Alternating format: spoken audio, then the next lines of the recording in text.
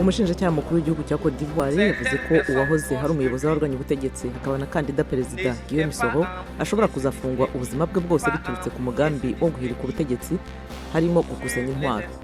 Mu Rwanda abatuye mu bice bikennye bararega abayobozi b'umujyi wa Kigali kubasenyera amazu batabahaye ingurane ishyitse.